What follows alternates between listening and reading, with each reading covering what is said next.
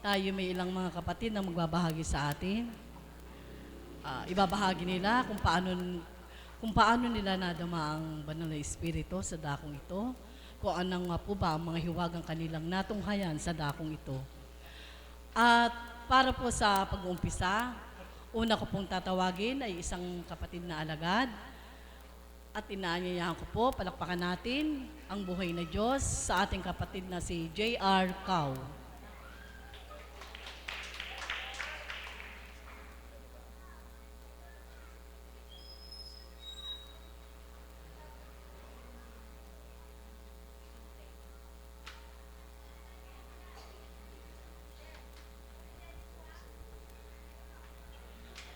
Muli Ama, salamat sa iyo. Papurit parangal, tinataas namin sa iyo sa bawat araw na kung paano ikaw ay kumikilos sa bawat mga anak mo na nagtitiwala, umaangkin sa himbo ng Espiritu sa dakong ito, sa katauhan ng mahal na Apo Kunching, at sa bawat alagad na nagtitibay upang ganap na maisulong ng iyong kabutihan, kabanalan mula sa himbo ng Espiritu. Papuri at pasasalamat sa iyo, Ama. Salamat po. Buhay po ang Diyos. Palakpakan po natin ang Panginoon. Isang magandang umaga po sa gabing ito. Una, papurit parangal sa Ama sapagkat talagang napakabuti niya sa bawat araw po sa aking buhay. Talagang masasabi ko na bawat isa sa atin mabuti ang Diyos. Tanggapin lamang natin siya ng may katotohanan na kung paano nga ba siya kumikilos sa ating buhay. At sa bawat isa sa atin, may pagkilos siya na tanging tayo lamang ang makababatid kung ano nga ba yung mga pagkilos ng Diyos na yun. Kagaya po sa buhay ko, papatutuhanan ko po ang pagkilos ng Panginoon na may kaganapan sa akin kahapon na meron ako mga estudyanteng service kung paano po kami pinahintulutan na yung aming pong tricycle na service ko diyang kulay blue na Karamatyo kung tawagin, ay nahulog po talaga kami sa patubig dyan sa may Bisal. Na kung gaano katarik yung pinaghulugan namin, talaga namang hindi ko po akalain na nakita ko kung paano ang banal na espiritu kumilos. Sapagkat aksidente ngang naturingan, ang sakay ko pong bata doon sa loob, 5. Kasama po yung batang malit na yun, anak ko, at saka po meron ako isang angkas. Kung gaano katarik po yung hinulugan namin sapagkat hindi naman po kaluwangan yung patubig, nagpapasalamat na ako kung hindi po maluwang yung patubig, medyo makipot lang po siya. Bigla pong naglaro yung mga bata akong sakay sa doon po sa kulong-kulong na yun na talaga namang sa hindi ko inaakala naglaro sila doon sa may bandang likuran. Tumikwas po yung motor namin. Eh malapit na po kami rin sa pagtikwas pong ganon, hindi ko na po na-control. Lumusong na po ng dahan-dahan sa patubig ang kabutihan po ng Diyos. Ito. Batid ko pong hindi ko na kayang pigilin sa bilang tao sapagkat napakatarik nga po nung paghuhulugan. Ginawa ko po, sa isip ko na lang na ipinaganap ng Panginoon na kung paano sinambit ng isipan ko na wag sanang masaktan, wala sanang maipit, wala sanang mapilayan doon sa mga sakay ko. Dahan-dahan po talagang nahuhulog yung motor na hindi ko na mapigil. Ako po nagpatiuna na at sasaluhin ko po talaga ito. Konting galos at konting pilay lang po. Ngayon ko lang po naramdaman. Subalit talagang mabuti ang Panginoon. Yan po ang hiwaga ng Diyos. Talagang sinasabi ko sa buhay ko na ano pa nga ba yung pwede kong gawin sa Panginoon para patuloy akong makapaglingkod.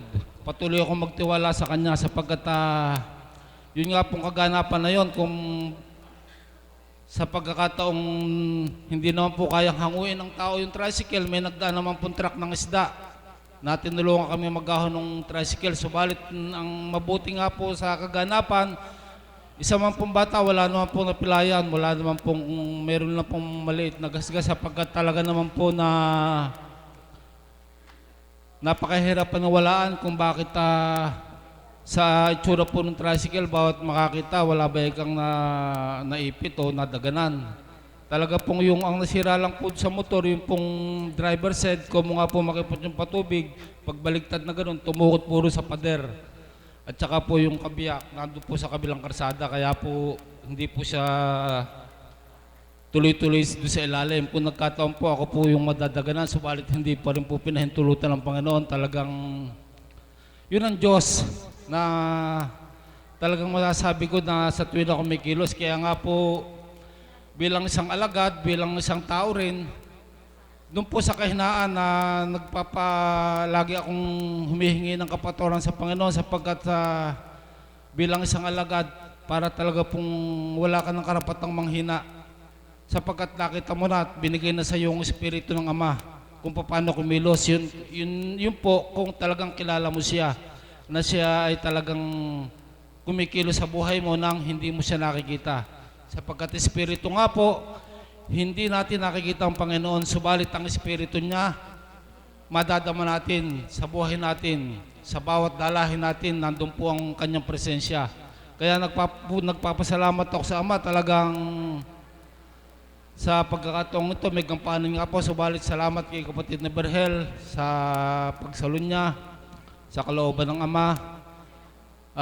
Talagang yun po ang bahagi ko na talagang isang patutuhanan na ang Diyos talaga buhay na kumikilos po sa aking katauhan. At sa bawat sa atin, tanggapin po natin ang banal na Espiritu at ang bawat mensahe ng mahal na Apo, talaga pong aral na magbibigay sa atin ng kalakasan sa bawat araw. At sa bawat pinagdadaanan naman natin, may sagot ang Panginoon. Subalit wala kang karapatang magtanong kung bakit ang bawat kaganapan ay nagaganap sapagkat yun ay hindi niya kagustuhan. Subalit pinahihintulutan niya upang yung bawat pagkakamali makita natin kung nasaan, kung ano ang pagkakamali bilang tao at kung paano natin ipagpapasalamat sa Panginoon at kung paano niya tayo itatama sa bawat nating ginagawa. Yun lang po at muli palakpakan po natin ang buhay na Diyos. Maraming po salamat sa iyo, kapatid. Sadyang kay palad mo. At bilang ganti sa katapatan mo sa iyong paglilingkod sa dakong ito, ipinakikita rin naman po ng Ama kung paano ang kanyang paggabay sa bawat isa. Amen po ba? Kaya po tayo, lagi po tayong magtitibay at lagi tayong umasa sa Diyos na buhay sa dakong ito. Amen po ba? Ang ikalaw po nating tatawagin, siya po ay mag-aalay sa atin ng isang awitin. Palakpakan po natin ang Diyos na buhay sa katawan ng ating kapatid na si Bunso.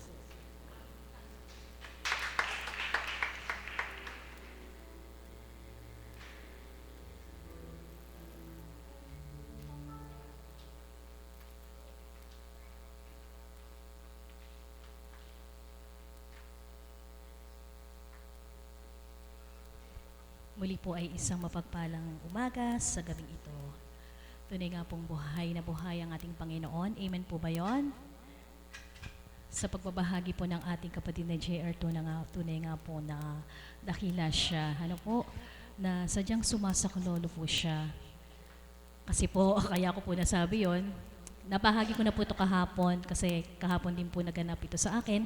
Bagamat nung open vigil po natin, di po ba nasambit ko na rin na yun nga po kung papaanong natipilok, subalit nakapaglingkod. Since sinabi po niya yung naging kaganapan sa kanila kahapon, nilitin ko na lang din po. Ano po, yung kahapon po kasi, ako po ay nasilat sa sahig, po sa may kulungan ng manok. Kanina, tinitignan ko po yung sahig. Sabi ko, paano kaya ako nagkasya yung paa ko dito? Yung legs ko, hanggang dito po eh.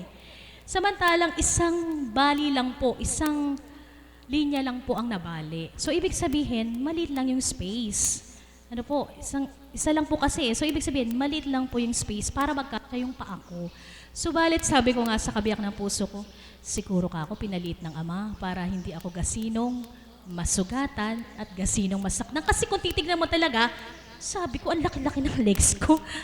Paano ka ako nagkasya dito yung legs ko? Eh, isang linya lang naman ang nabali. Kaya lang po niya nakuha yung legs ko. Kasi tinanggal niya po yung dalawang linya pa. So, ibig sabihin, talagang maliit lang po yung pinagpasukan ng legs ko. At alam niyo po ba, dakila siya, ang ating Panginoon po. Wala, ano lang siya, konting-konting gasgas lang po, hambing din po sa kapatid na JR. Siya po, mataas, ano po, mas mahiwaga po yun. Ano po, ako nga, sa ano lang po. Subalit, ang tinutupo ko dito ay maliit na space, paano napagkasya yung paa ko doon. Di po ba dakila ang Diyos? Kaya niya pong paliitin ng para sa ganun po ay hindi nga po siya magkaroon ng gasgas. Yun po, pasalang po at napakaliit na gasgas lang po. Di po ba dakila ang Diyos? Kaya po, sino naman po kaya ang makahihindi na sa tuwi na pong pagtinawagan kay hindi mo siya papupurihan? Amen po ba? Nasambit ko kanina, syempre nagahari ang bilang pagkatao. Sabi ko, pagkatapos ko mag-joyful, may gagampanan po ako sa bahay. Kaya sabi ko, kapatid na nene, patawarin mo po ako, Ama. May exit na po sana ako. Subalit, sabi ko, Ama, wag mo po akong patalo. Kasi nagbibilang pagkatao po ako, gusto ko na po umuwi muna sandali at babalik ako mamaya pag nandito ng mahal na apo. Subalit dakila siya, ayaw niya maganap yung maghari po. Sasambit ko lang po kanina, amen po ba?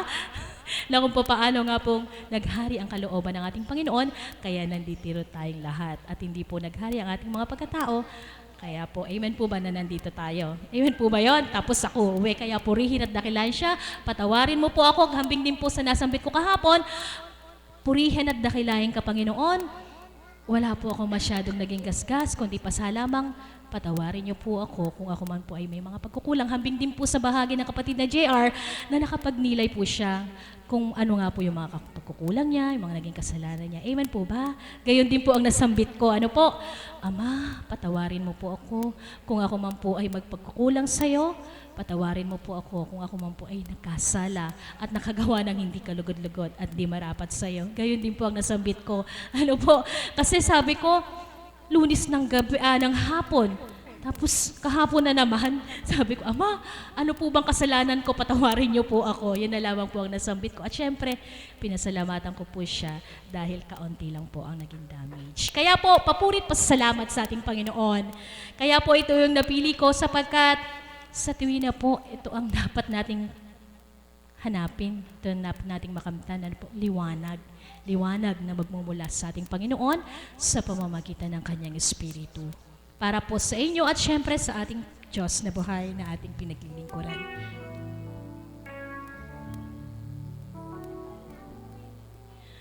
Liwanag ng aming puso sa aming manahan ka. Ang init ng iyong biyaya sa aming ipandama. Patnubay ng mahihirap o aming pag-asa't gabay sa aming saya at hapis tanglaw kang kaaya-aya. Kung meron po nakakaalam, pwede po sabay. Liwanag ng kaaliwan sa aming dumalaw ka. Kalinga mo kang takbuhan noong unang-una pa. Pawiin ang aming pagod, ang pasanib pagkaalin. Minamahal kong kandukan, sa hapis kami hanguin. Liwanag ng kabanalan sa aming mabuhay.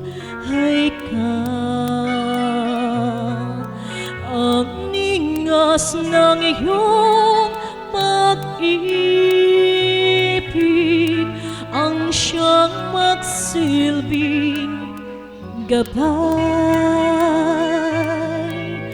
Pag nalayo ka sa amin, ang tao'y walang halaga. Di namin makakayanan hanguin ang kaluluwa. Liwanag ng aming puso, sa aming manahan ka. Ang init ng iyong biyaya sa aming ipadama. Patnubay ng mahihirap, o aming pag-asa't gabay. Sa aming saya at hapis, tanglaw kang kaaya-aya. Liwanag ng kaaliwan, sa amin dumalaw ka. Kalinga mo ang takbuhan noong unang-una pa. Pawiin ang aming pagod, ang pasanipaka-antin. Minamahal kong kandugan, sa hapis kami hanguin. Liwanag ng kapanalan, sa amin mabuhay ka. Ang ningas ng iyong pag-ibig ang siyang magsilbing gabay. Pag nalayo ka sa amin, ang tao'y walang halaga. Di namin makakayanan hanguin ang kaluluwa.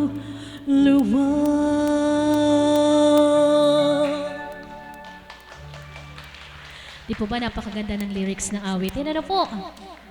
Talagang ang Diyos ng liwanag ang siya nating kailangan sapagkat siya ang papatnubay sa ating paroroonan. Amen po ba? Maraming salamat po.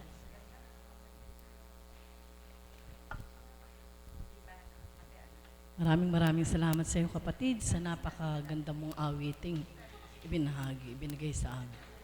At higit, inali mo sa ating amang dakila. Ang susunod pong magbabahagi sa atin ay isa nating kapatid. Atin pong palakpakan ang buhay na Diyos sa ating kapatid na si Jenny Galvez. Palakpakan po natin si Jenny Galvez.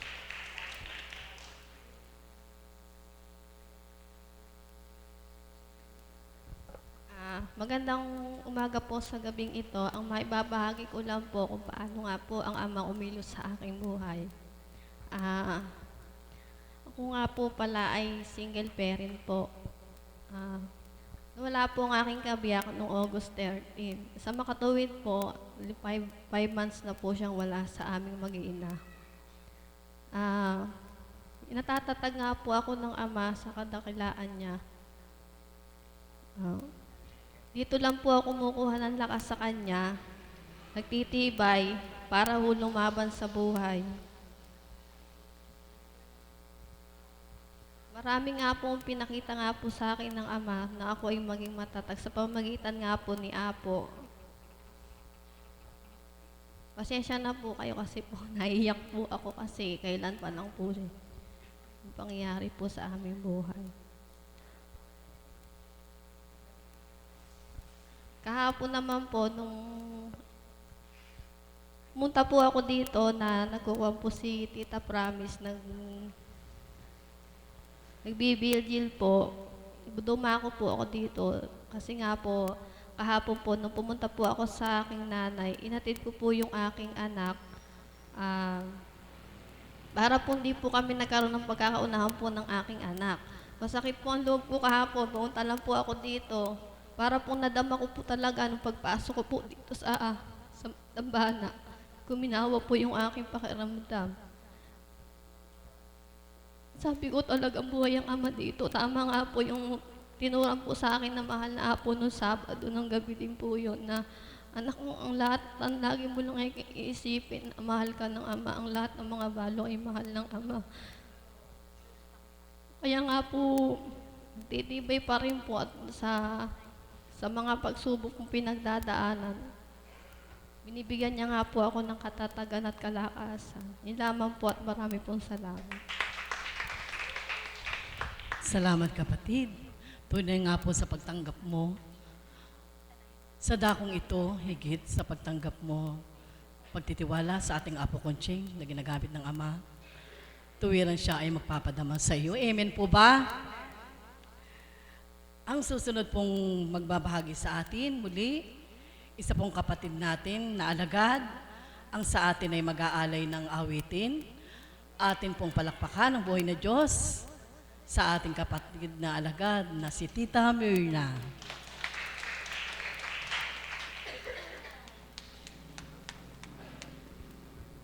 Salamat po, Panginoon. Napapalakpakan ko po ang aking sarili sa kagalakan. Salamat po, Ama. Muli, salamat po sa gabing ito. At bukas po walang gawain. Tunay na hindi mo binibigo sa tuwing ang ako'y humihiling. Kaya po, Ama, sa tuwing na ang samot dalangin ko, sa tuwing ang titindig ako sa harapan, ikaw po ang manguna at maghari. Ang kalooban mo, ang siyang manguna, ang siyang gumabay at pumatnubay. Sa karampot na alay, loobin mo po, Ama, na ito'y maging kapaki-pakinabang. Amen. Mapagpalang umaga pong muli sa gabing ito. Marahil, andyan pa po ba si anak na bunso? Napakabuti po ng Panginoon sapagkat kung magkaminsan po ang binabahagi ng magkakapatid ay iisa, pababa pa lamang po ako'y nagdudumali at magjo-joyful. Sinalubong na po ako ng anak na Cecilia. Nanay, pang-apat po kayo. Ito po yung sagot ko. Ay, naku, anak, wag na. Kaninang umaga, wag na. Yung iba hindi po, hindi. Tingnan niyo po ang tao. Mamaya't puspos ng espiritu alang ginawa kundi humiling. Ako po sabi ko, lalo na po pag-araw ng Sabado, maging bahagi ako ng gawain. Kuminsan bilang tao po, inaabot ng parang nahihiya kasi siyempre po, dama namin na marami din gustong tumindig sa harapan. Ano po? Subalit, kung ito po ay sadyang inaangking kong kalooban ng Ama, sabi ko nga kay Mother, hindi na po ako magbabahagi ng mahaba sapagkat hiniling ko na rin po yan sa Ama na kapag ako'y tinawag niya para umawit, ako'y umawit na lamang. At kapag sa pagbabahagi, ako'y magbabahagi. Kaya sabi ko po, sususugan ko lang pong muli yung ibinahagi ng aking kapatid na JR, yung pong unang nagbahagi.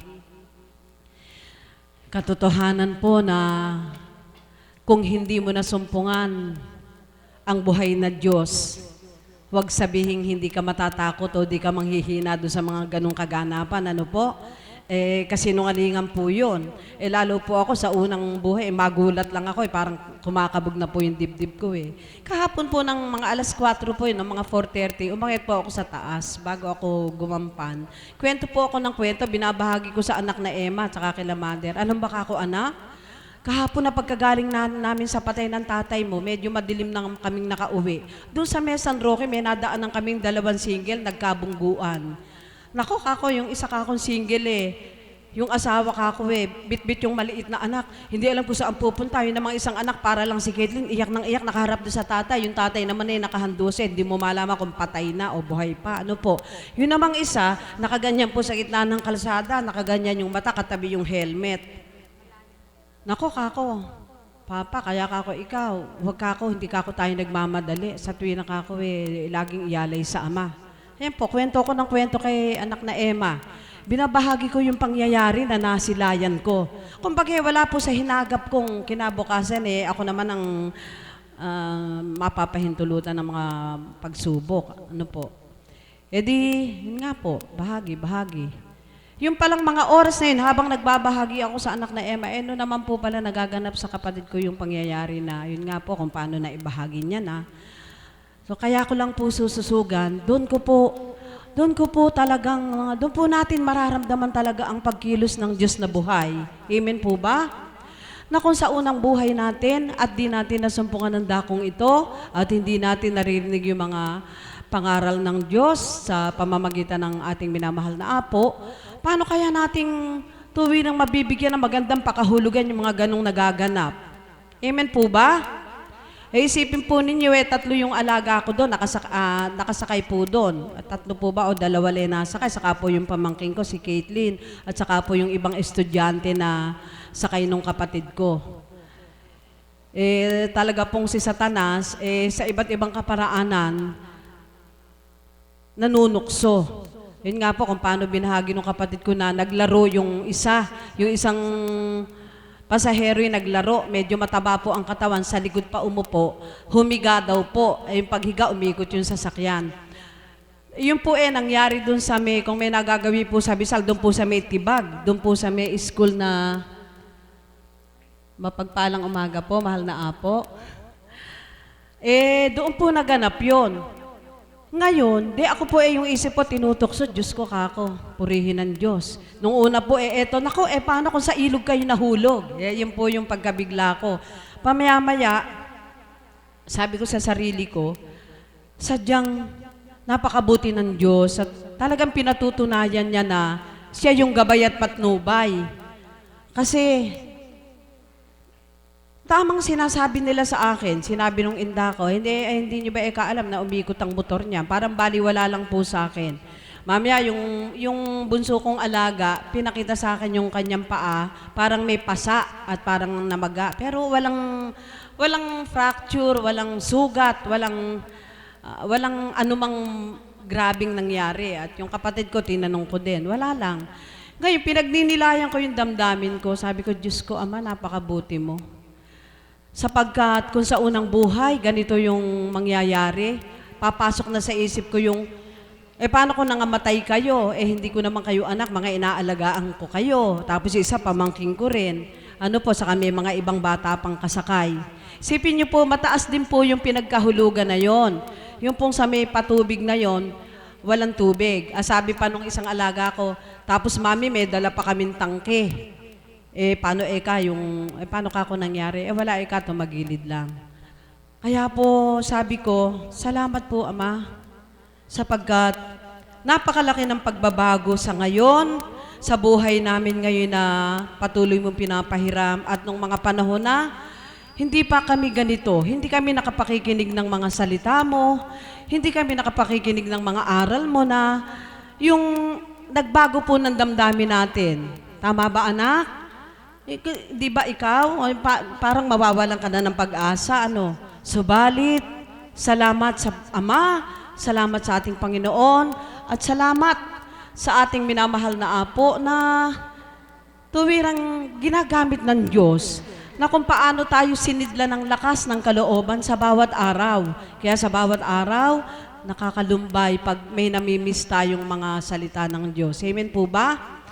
Kasi kung magbibilang tao ka, nandun yung takot, nandun yung pangamba, nandun yung mga isipin na kahit na hindi naman sila nakaligtas sila, laging ukil-kil sa isip ko, natutulog na, tinititigan ko pa, paano kaya kung may namatay? O paano kung sasabihin sa kapatid ko, nasa malayo, ano po?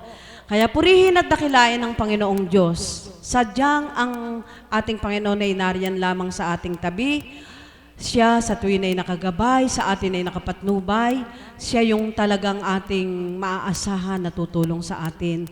At sa pamamagitan ng ating minamahal na Apo Kunching, sa kanyang paghahayag ng mga banal na salita ng Diyos, ay siya namang nagbibigay sa atin ng lakas ng kalooban. Kaya po, maraming salamat po mga kapatid.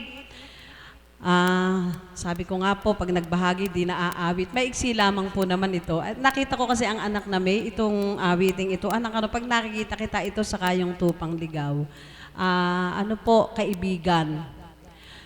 Namnamin po natin ang awiting ito, bagamat lagi ko pong inaawit, inaangkop ko po sa mga kaganapan. Sino nga po ba ang tutulong sa atin? Ano po? Kaya napakabuti ng Diyos. Paano mo siyang tatanggihan? Sabi ni Bunso, kanina andyan pa ba? Kanina nga naman ay parang pinanghihinaan, subalit, paano mo nga namang tatanggihan ng panawagan ng ating Panginoon? Napakabuti po niya. Kaya po, para po sa ating lahat, namnamin po natin na tila bagang ating Panginoon ang umaawit sa atin. Kaibigan, siya po ang ating tunay na kaibigan. Salamat po.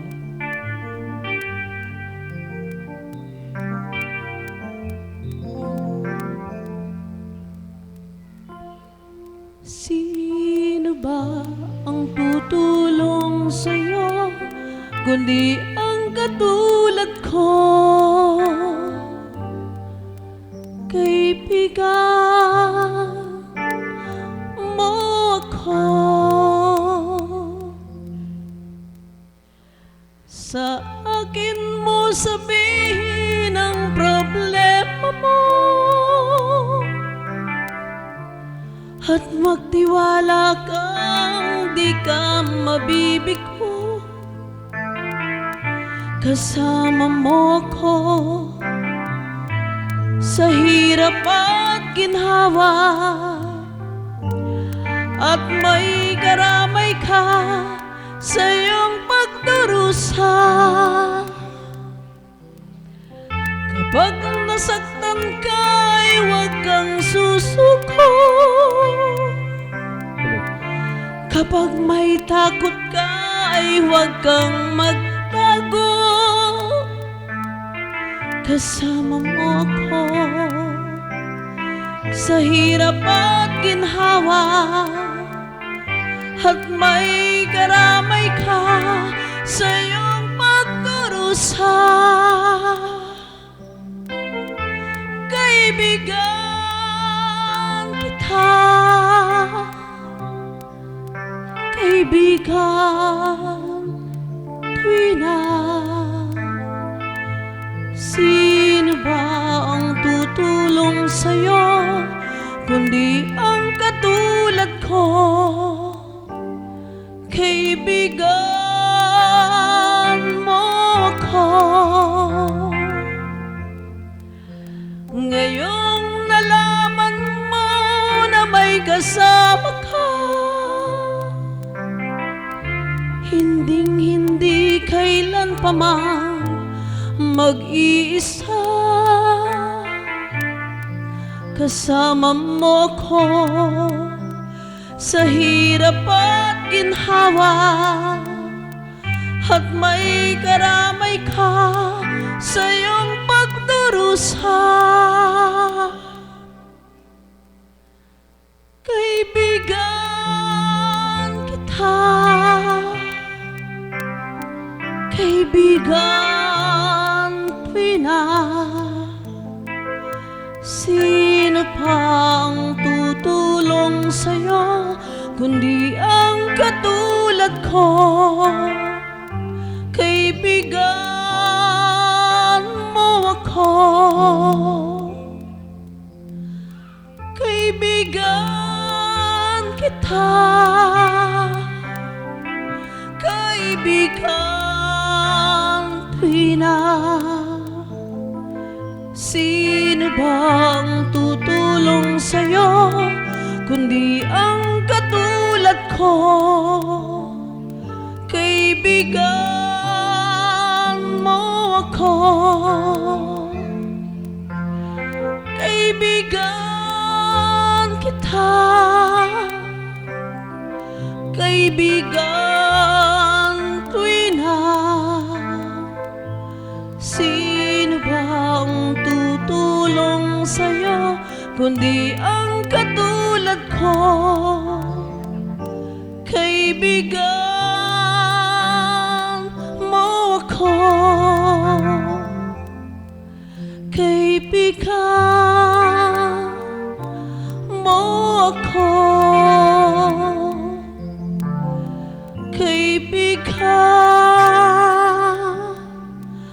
mo ako. Thank you, Lord. Maraming salamat po. Ikaw po ang tunay na kaibigan ng bawat isa. Salamat po, Ama. Amen. Maraming pong salamat sa iyo, kapatid, sa napagandang awiting inali mo sa Ama. At ang ikaapat pong magbabahagi sa atin pong palakpakan ang buhay na Diyos sa katauhan ng ating Mother of the House, si Mother Marisa po. Palakpakan po natin ang ating Mother of the House. Salamat, Ama. Bibilisan ko na po, sapagkat kanina po ay hindi po ako nagkaroon ng pagkakataong magbahagi dahil halos Valentine's Day po kanina, at sadyang sinadya ko na hindi ako bumaba nung oras ng bahaginan. Sapagkat may kaganapan po sa akin kanina na sabi ko nga kung kalooban ng Ama na ipahayag ko po sa inyo, ipapahayag. Salamat sa Ama, yun ang binubulong ko po sa mahal na Apo. Bawat araw po ng pagtalima ng mga lingkod ng Diyos na gumagawa ng kabutihan, nararamdaman din po namin kung gaano ina-abuse ng tao ang ating Panginoon. Amen po ba yun? Bakit ko po nasambit? 2 days ago, nagkaroon po ng problema yung aking isang kasama, yung aming kasambahay po. Masasabi ko po yung boy. So nagpagamot po, pinagaling po yun ng banal na espiritu sa katauhan ng mahal na Apo Kunching. At pag uwi ko po ng bahay, sadya pong napakadakila niya sapagkat parang walang nangyari. Parang walang nangyari na halos hindi niya maigalaw yung leg niya at yung lamat ay nakaipit dahil sa pamamagitan ng banal na espiritu sa katauhan ng mahal na Apo Kunching, tumungo lang sila dito at nakiusap po ako emergency, Di nakauwi sa amin. Pag uwi ko sa bahay, magaling na magaling. Eto na po. Sabi ko, Ama, yamang siya'y magaling na at pinagaling mo sa katauhan ng mahal na Apo, pinupuri kita at pinasasalamatan. At pauuwiin ko na po sila sa kanilang lugar, sa malayong lugar na kanilang pinagmulan sapagkat wala silang gagawin. Alam niyo po, bakit ko po ito kwento? Sapagkat kanina po nahabag ako sa aking sarili, mahal na Apo. Sobrang nahabag ako na hiningi ko rin ng kapatawaran sa Ama sapagkat sabi ni kapatid na Pearl, Mother, palagay ko wala silang pamasahe. Sabi ko, bakit? Kasi sweldo lang nila, po? Ito ay isang kwento, subalit pagbabahagi na may matututunan po kayong aral. At doon ay kayo mismo ang makapaghahatol bilang tao kayo kung ano ang pagkakasala ng mga nagpapakatotoo sa Diyos. Bakit ina-abuse ng tao? Amen po ba yun? Alam niyo po, pagkatapos po noon, sabi ni kapatid na Pearl, bigyan mo na lang kaya sila para makarating sa lugar nila at mapayapa silang makarating sa kanila sapagkat malayo, Bicol po. O sige, sabihin mo kung magkano. O di, ginawa po.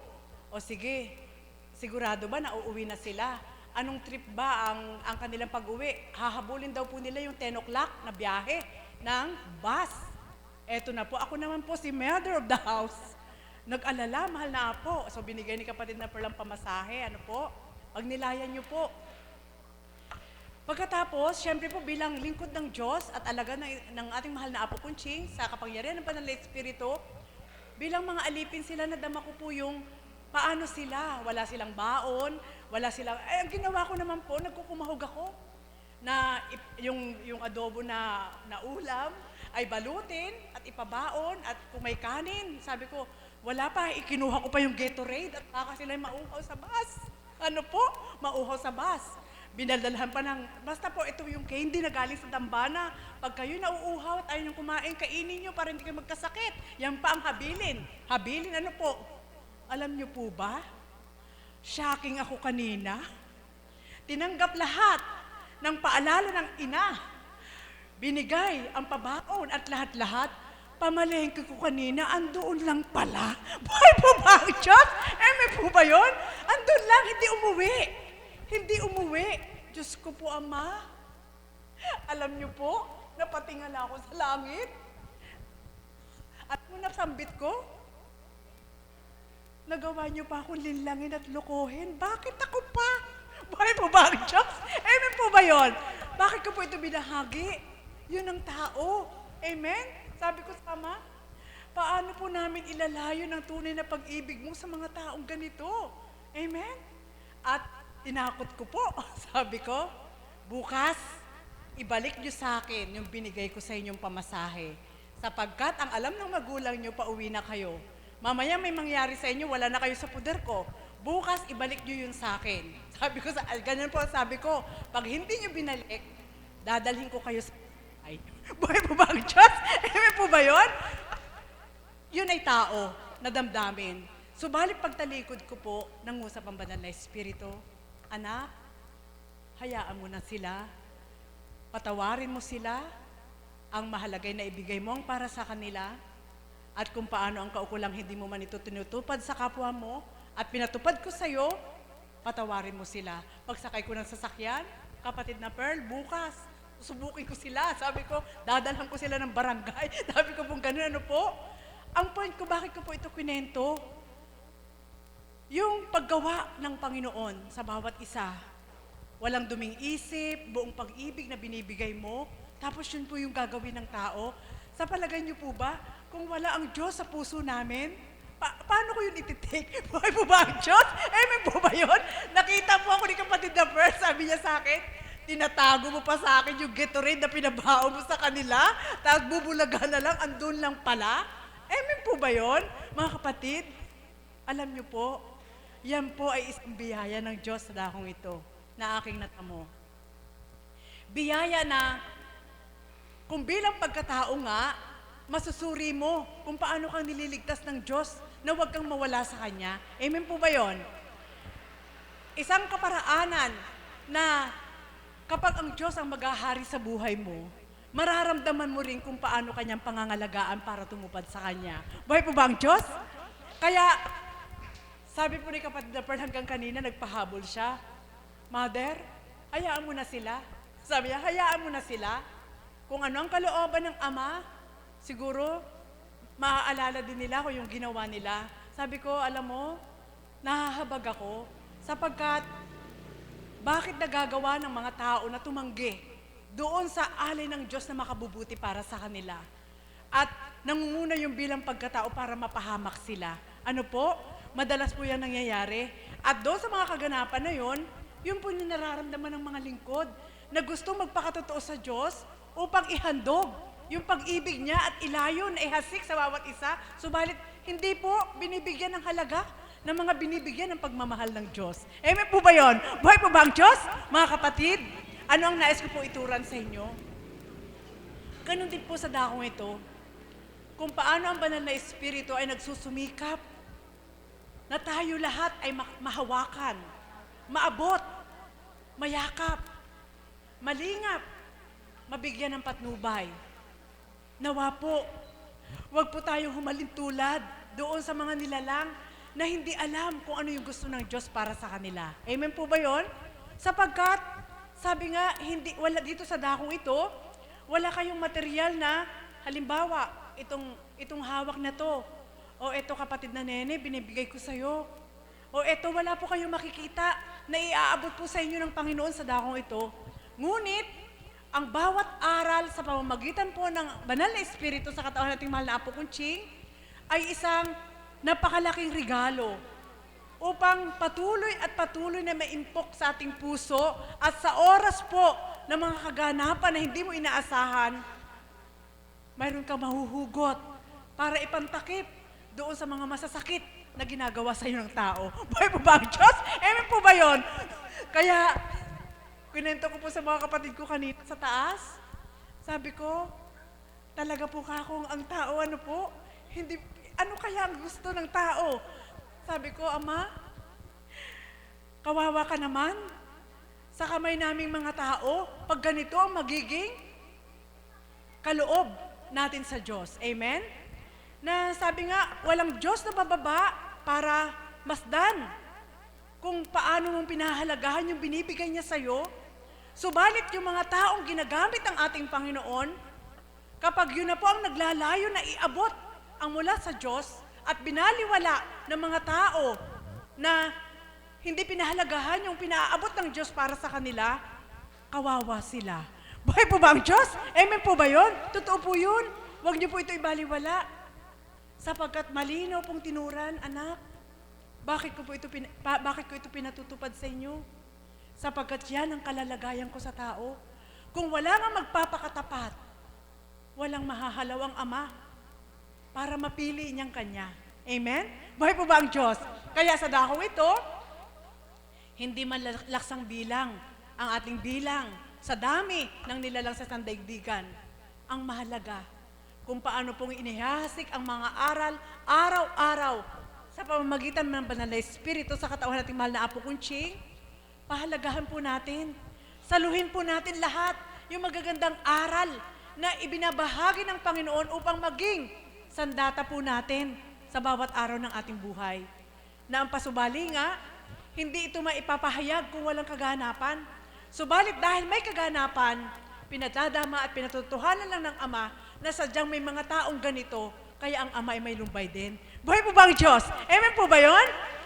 Sa madaling salita, mga kapatid, nakapagdilay po ako na inihambing ko ang aking sarili, na ako ay inalala ng Diyos, nahasikan ng aral, nilinis ang aking isip, nilinis ang aking puso, at may ginamit na tao, ang mahal na Apo Kunching.